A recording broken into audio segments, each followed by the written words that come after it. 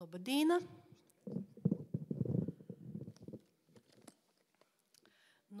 Es profesionāli esmu vienmēr ieciklējusies uz tām 45 minūtēm, bet Linda man teica, lai es iekļaujoties 20 minūtēs. Un tāpēc es ar čemodānu esmu uzreiz šeit un tagad, jo ar tiem čemodaņiem ir tai, nikod nevar zinot, kas imā vidā. Un sākšu es no otrā gala, kur man bija viena iedaļa par skustiem, jo šo te vicmužas sievas tērpu daudzas neizvēlas tikai dēļ tā, ka, ja tu ieej sievas kārtā, ap golvu ir josīn skusts. Ir skusts josīn pa bobiskam. Un tāpēc daudzas, tērpu grib, tērps skaists, bet dēļ tā skusta atturas. Bet es teiktu tā, ka ir knifi, kā sasienot arī šo skustu pa bobiskam, tu vari izskatīties skaisti. Bet, protams, ka ne kuru katru skustu. Un tāpēc līdzi čemodānā man ir skusti.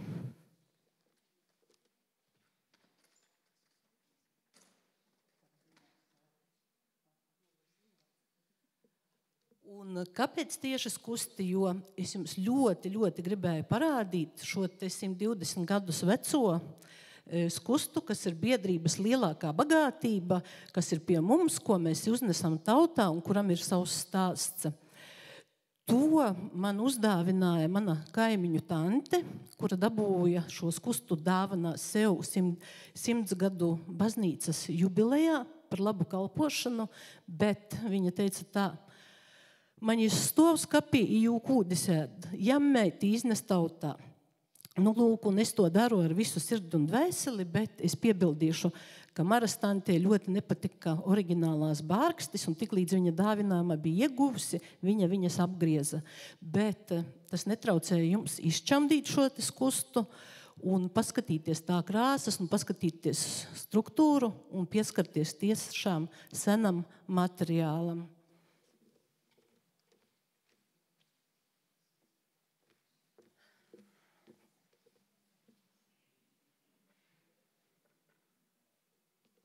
Tāpat palaidīšu arī citus, lai kamēr es kaut ko stāstu, jūs varat šos skustus izskatīties un izvērtēt.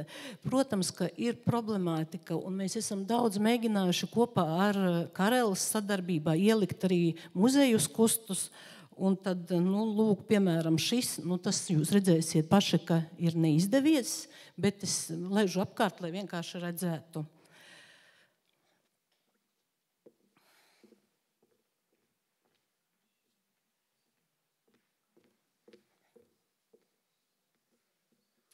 Šis ir mans mantotais skusts, kas ir, man šķiet, ļoti jauks, bet, protams, ka viņš jau ir saplēsts un viņam ir daži defekti, bet tas zīmējums ir ārkārtīgi jauks.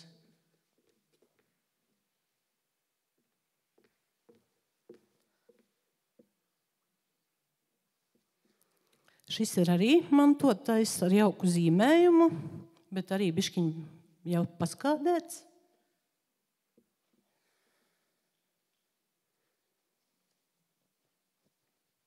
Un šis arī ir mantotais, bet pie svētku tērpai nedara Pierkeļa lakatiņš.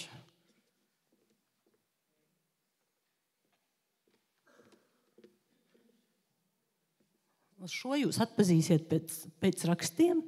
Tas ir no kaimiņiem, no sāremiešiem, bet es domāju, ka, ja aizbraucam mēs tur ar saviem zīmējumiem, tad viņi noteikti, ka mums arī kaut ko izlīdzētu.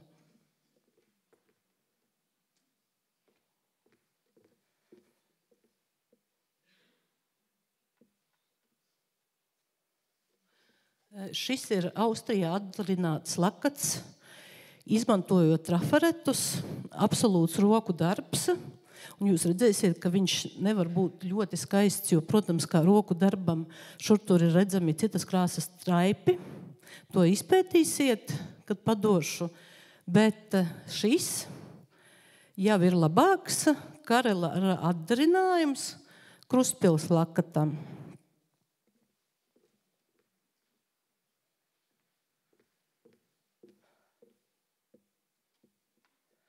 Un, ja mēs gadus 5 atpakaļ droši iegādājām Krievijā ražotos lakatus, kas ir Paula Pasatskie, tad tagad daudzi savu uzskatu dēļ meklē tomēr citus ceļus. Un šis lakats, piemēram, man ir atbraucis no Bavārijas. Un tur tiešām paskatoties var atrast arī lakatus, kas ir ļoti atbilstoši mūsu temperamentam, mūsu krāsu izjūtām.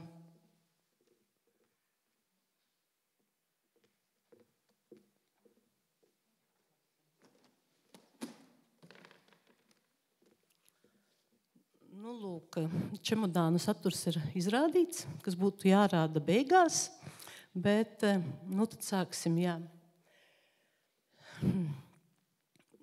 Tad, kad klausījos jūsu citu prezentācijas iepriekšējās, tad varētu domāt, ka šeit ar čemodāniem es esmu nokļuvusi gandrīz nejauša, jo vidējā izglītība man ir mediķis un maizi ikdienā es pelnu kā skolotāja.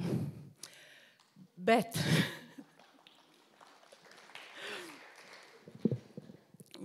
laikam īsti nejauši nebūs, jo es esmu godīgi jums atzīšos apsēsta ar šo te etnogrāfijas vīrusu, un tas nebija tā uzreiz.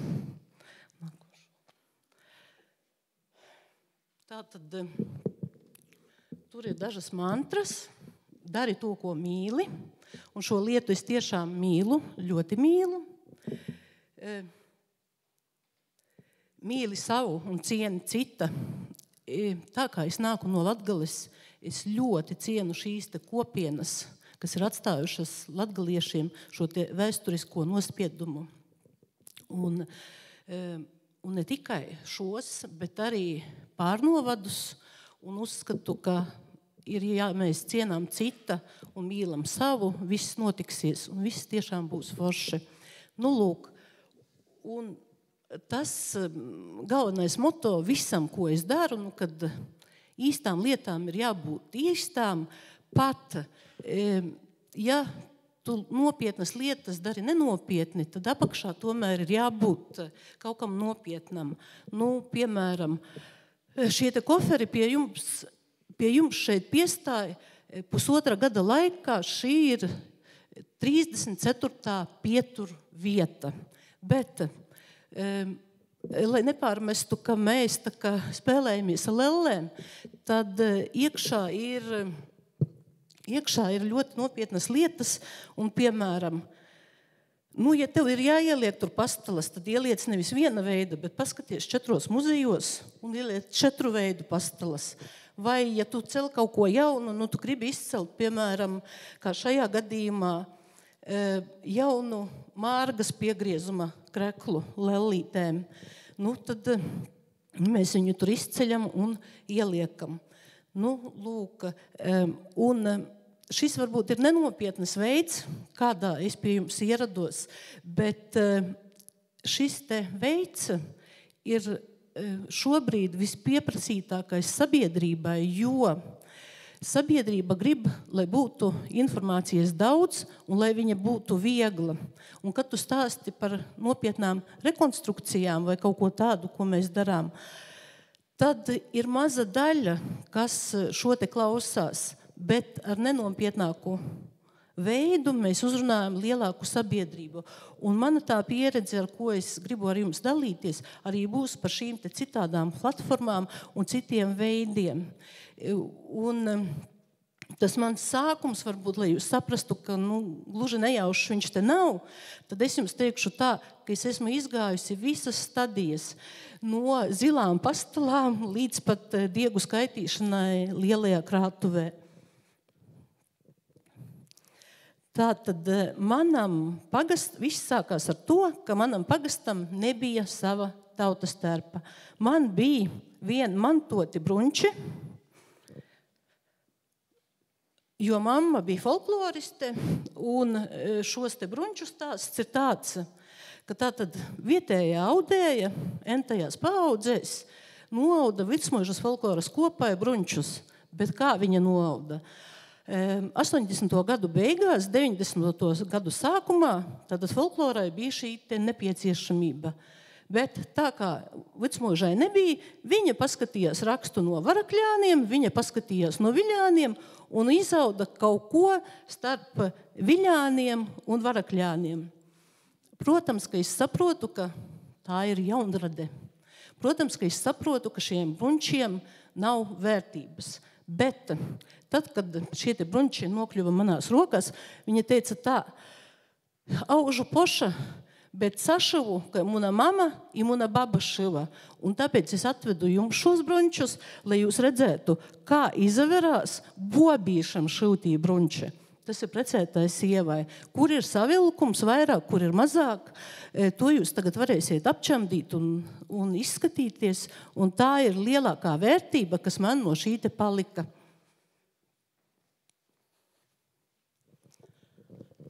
Bet, protams, ka meklējumi tikai sākās, jo tā interese man bija pārlieku liela.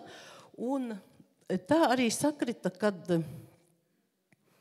17. gadā ar šiem mammas mantotajiem brunčiem es piedalījos grāmatas tapšanā un fotostāstā Mans tautas tērps. Bet es apzinājos jau tad, ka tam ir īsta dzīve. Un, diemžēl, palaimējās. Tika atrasti gan brunči, gan tika salikta šī komplektācija, kas 18. gadā bija gatava, un kopā ar Mans tautas tērps bija uzstādīta arī Gaismas pilī.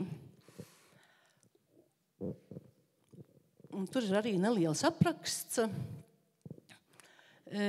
Bet šis te komplektācija un viss atbilst tā kā gadiem īsi pirms pārējies uz pilsētas modi.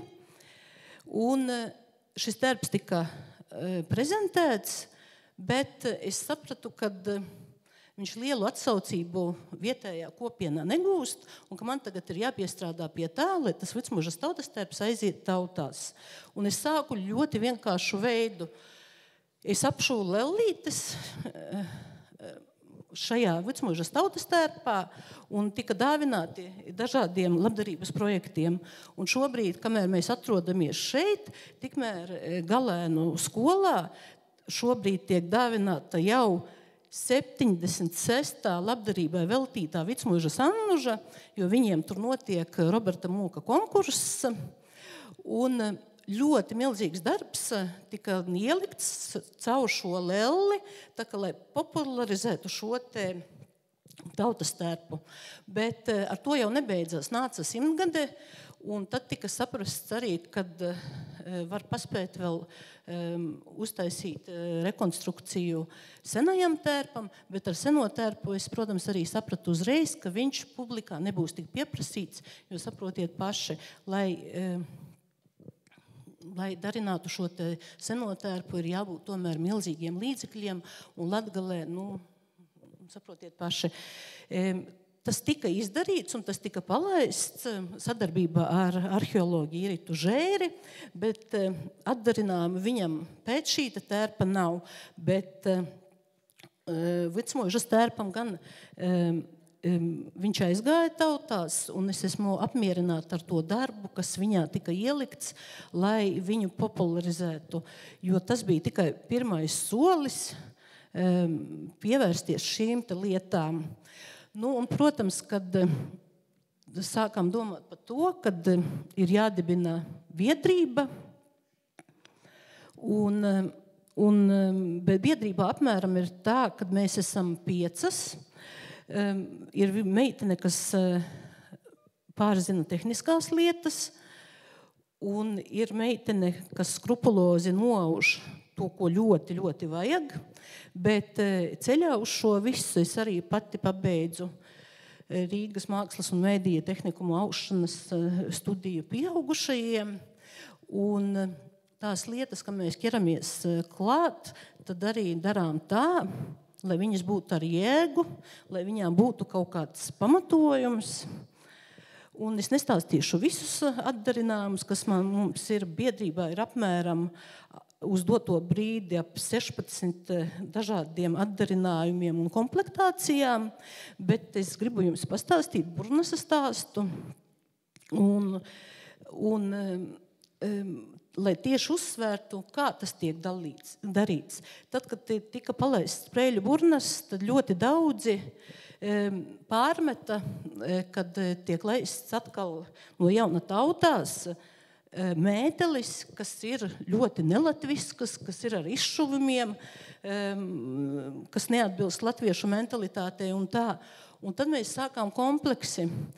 Es uzrunāju Prēļos vietējo vēsturnieci, pētnieci, kurai teicu, ka vajag pameklēt, kas tad ir šuvis. Un gala rezultātā izrādījās, kad uz to momentu Prēļos ir bijušas 23 šuvēju darbnīcas. Un no 23 šuvēju darbnīcām tikai 3 ir piederējušas latviešiem. Tad pasakiet man, kā viņš var būt ļoti latviskas. Un, protams, ka šīs darbnīcas bija piederējušas poļiem, krieviem, baltkrieviem un citām tautībām, kas tur bija dzīvojušas. Bet šo mētelis nevarēja nepalaist, jo pie manis atnāca šis te audums, un audums bija austs ap kara laiku tieši Prēļos. Un tāpēc man šo audumu, gribot, negribot, vajadzēja ielikt Prēļiem tā kā atpakaļ, lai ir šī saikne atpakaļ. Un vispār biedrība cenšas strādāt arī ar tiem materiāliem, kas tiek dāvināti. Un, ja, piemēram, šis te vecais lints ir austs pie Zēmuļu kapalauka, tad viņš arī tiek ielikts Zēmuļu kapalauka senajā tērpā. Un arī citas lietas. Un, ja jūs paskatīsieties uz koferiem, tad katrā koferī ir autentisks šis te Latgalē darinātais dvielis, un tur arī ir vesels, tur varētu tiešām pētīt un rakstīt šo te dvieļu stāstu, jo katram tam dvielim ir klāt arī savs stāsts, kas ir iegrāmatots, un kas arī papildina šo te mūsu kolekciju, un kas arī piešķir tā kā vēsturisku vērtību šīm te labs ar labu sazatika. Šo bildi es jums ieliku, lai tikai vēlreiz pasvītrotu, kad nav tā Latgale tikai pelēka. Protams, ka to perves katlu mums šai gadījumā atveda daudz vēlāk, un tas ir īsi pirms pārējies uz pilsētas modi, bet es tik gribu uzsvērt, ka mums arī viņš drusciņi tika. Un līdz ar to gan Vicmuižai, gan Silajāņiem ir šie te pošie tērpi.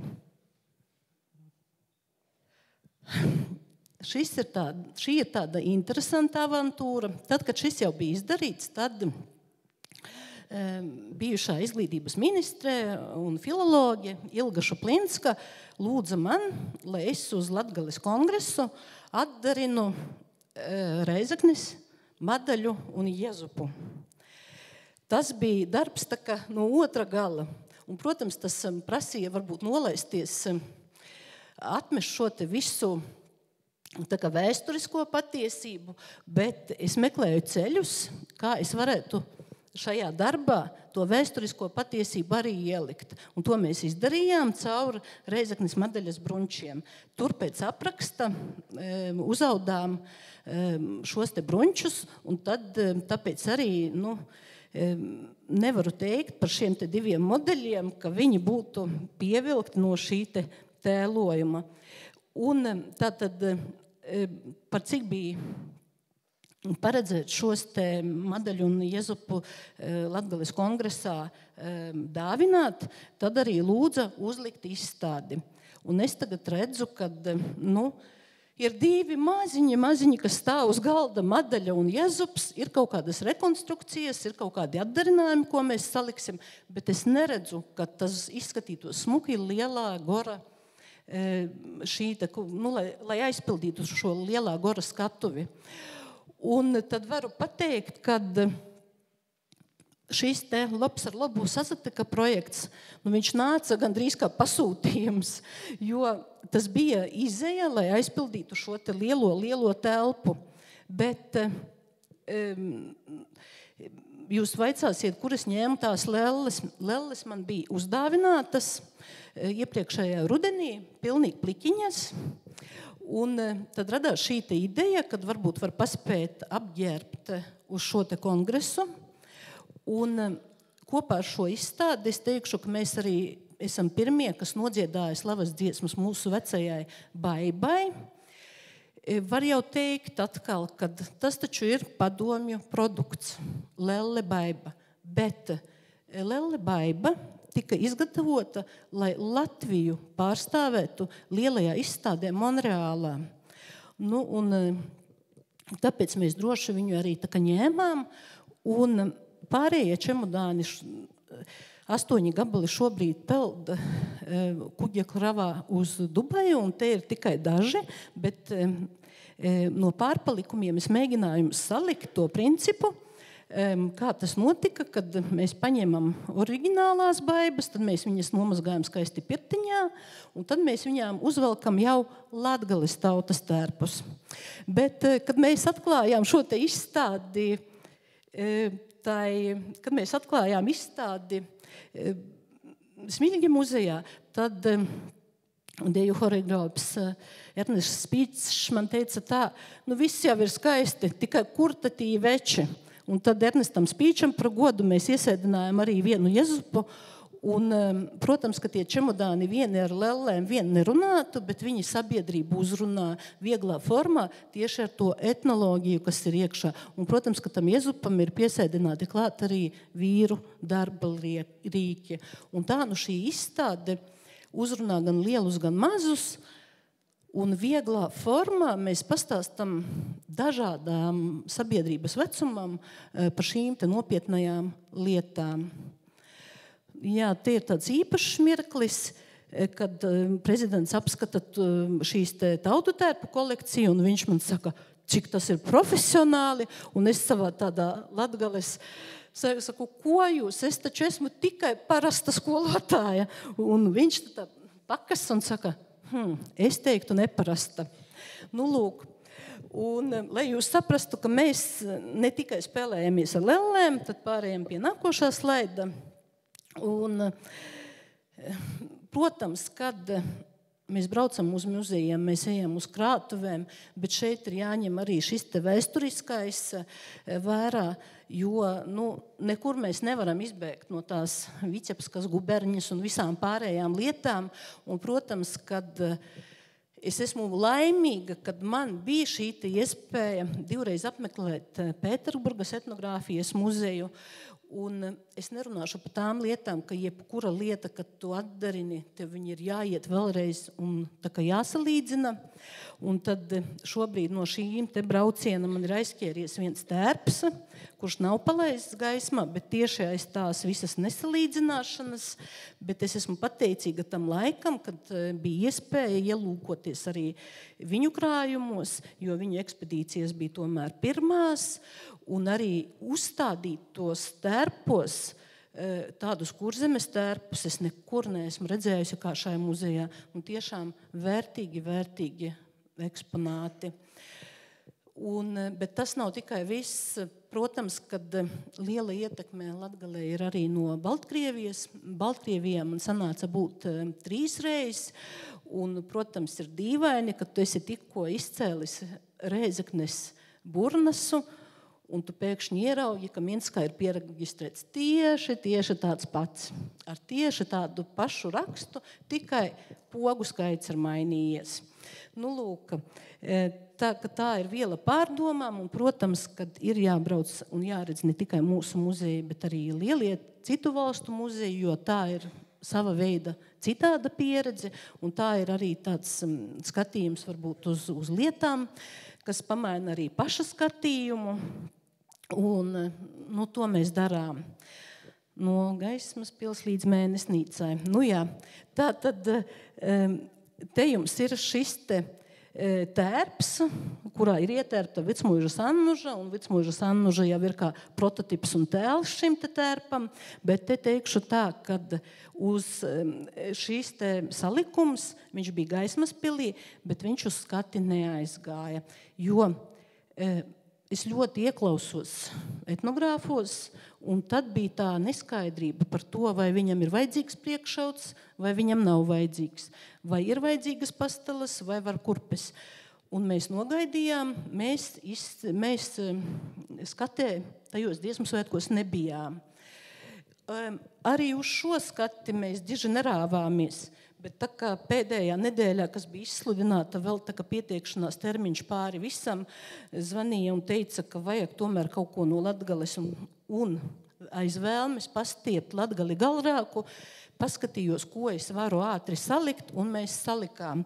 Bet tas nebija tā, ka es biju gatavojusies tam, bet es arī apzinājos, ka šis darbs varētu aiziet kaut vai ar šo te manu skrupulozo pieredzi brunču veidošanā, jo es nesaku, ka tā ir jādara. Un iespējams, ka tā ir jādara tikai tad, kad tu dari tikai priekš sevis, bet es izgāju visu pilnu ceļu no tā, kad tika audzēta šī te brūnā vilna Latgalē, pie kam to darīja viena kultūrvēstniece savās mājās. Tad mēs braucām cirpt, tad mēs vedām viņu uz Rīgu, tad mēs mazgājām, šketerējām un ataudām. Un, protams, ka tam bruncim nav vērtības, jo viņš ir uzaugs no Latgalē uzaugušas aitas. Protams, ka tas nav tā jums visiem jādara, bet man ļoti gribējās iziet šo te pieredzes pilno ceļu. Un es esmu laimīga, ka es to izdarīju. Un teiksim, tas arī beigās ir labi, ka mēs aizgājām uz to mēnesnīcu, jo man ļoti gribējās iznest šo te viļānu vainagu, kuru ir salikusi etnogrāfe Ieva Pīgozne Viļānu muzejam, bet kurš stāv tikai muzejā. Un es zināju, ja es to neizdarīšu, viņš tur arī stāvēs. Bet tur arī bija diskusijas par šo te, no kurienes tad iziet lentas. Un tad mēs aiznesām šo tērpu, lentas man bija atsevišķi, vainags man bija atsevišķi, un etnogrāfis apspriedās savā starpā, un kad es gāju pakaļ šim te jau saņemt tērpu, man arī pateica, kur tās lentas ir jāpiestiprina.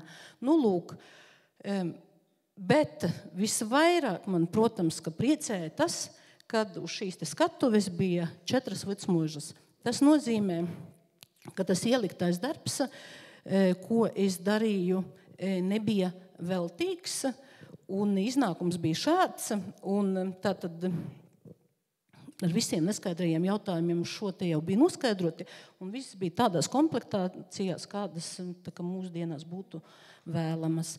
Bet šai te darbībai radās arī dažādi blakus produkti. Un tas vecmužas Annužas tēls tagad turpina dzīvot jaunā projektā, ko mēs attīstam 2 gadus, un ko fotografē Sintija Cērpiņa, bet te ir zināmas problēmas.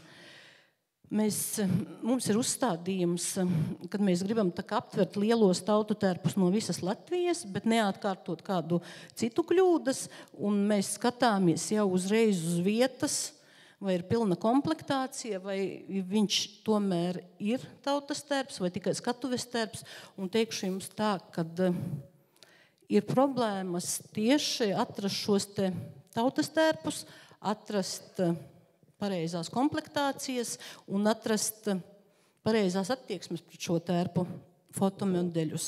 Jo, ja atnāk cilvēks bez cepures, viņš īsti nedara, lai viņu tālāk liktu. Jo negribas popularizēt nepilnīgas lietas. Un, protams, ka viņš iet vēl tālāk, un šī mazās Annužiņas nu pat atgriezās ar nogrieztām apkaklītēm un nepierotētām piedurknītēm no filmēšanas, jo top animācijas filma, un šis ir veids, kā atkal netradicionālā platformā mēs varam runāt un stāstīt šo etnogrāfijas stāstu, stāstīt pašiem mazākajiem, bet ieliekot lielas zināšanas un caur it kā bērnu filmu uzrunājot arī pieaugušo auditoriju. Un es nezinu, kāds būs rezultāts šai te filmai, bet man liekas, ka viņai vajadzētu būt informatīvi izglītojošai, pieņemamai sabiedrībai, kas ir par īstām vērtībām.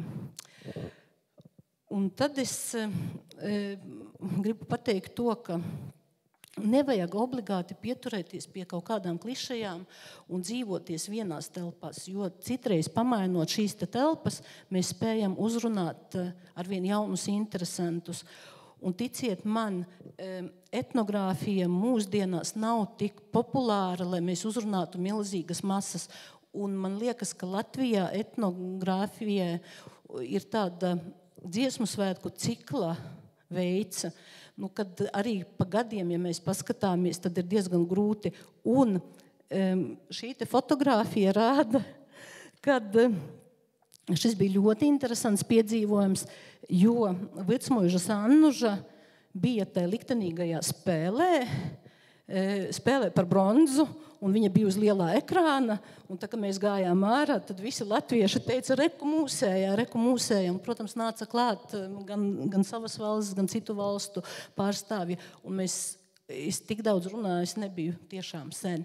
Un tas ir tikai dēļ tā, ka tika pamainīta publika, tika pamainīta šī interesantu grupa, un rezultāts bija vienreizējs.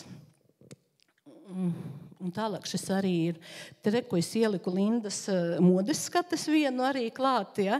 Jo tā ir atkal cita publika. Tas ir atkal veids, kur mēs varam to savu etnogrāfijas stāstu stāstīt. Un te ir arī brauciens uz Briseli Vicmuižas Annužai. Un tur mums arī radās šī ideja par multfilmu kopā ar kultūra vēstniecēm, jo tā ir atkal vēl viena platforma, kurā mēs varam uzrunāt vēl citu publiku. Es jau nenosaukšu arī tādas lietas kā stāstnieki vai citas, jo lietas ar stāstu tiešām dzīvo. Un pēdējā bilde ir no lidostas, no šīs izstādes, kas bija kopdarbība kopā ar lidostas darbiniekiem, bet pastāstīšu jums, kā tas bija. Ja jūs saprotat, ka visi vilcieni jau ir aizgājuši, un jums saka, ka dziesmu svētku programmā visur jau ir viss salikts, grafiks jau ir nokārtots, zāles visas ir aizņemtas, jūsu vilciens ir aizgājis, tad jūs viņiem neticiet. Ja jūsu vilciens ir aizgājis, iespējams jūsu reises un lidmašīna vēl ir tikai priekšā, jo tā arī bija. Tad, kad tu saproti, ka tev ir manta, ko piedāvāt, bet tevi vairs neņem nekur, jo termiņi viss ir nokavēti, mēs riskējām, un es esmu ļoti laimīga par šo pasākumu, jo ticiet man, tik daudz pasažieru, kā bija Rīgas lidostā, mums nebūtu nekur. Un vēl pirms dziesmu svētkiem, bet ja tu vēl uzliec pirms Jāņiem, kad atgriežas visas Īrijas un Anglijas, tad jūs iedomājaties, kāds fantastisks cilvēku skaits redzēja šīs mazās Annužas. Un, protams, ka pieaugušo komplektācijas, kas klāt bija saliktas, tās nebija manas, bet man nebija variantu, jo es zināju, uz ko es parakstos. Komplektācijas bija darbinieku tērpi. Lūk, bet kopā tas bija fantastisks gads šīm mazajām tautumeitām. Tas prasa milzīgu enerģiju, tas ir milzīgs darbs, bet šie atpakaļ enerģija, kas nāk no cilvēkiem, viņi uzlādē un viņa dod gandarījumu un priekšdienām spēkus darīt vēl citus darbus. Un es domāju, ka iespējams šajā auditorijā arī es neesmu caurbraucēja.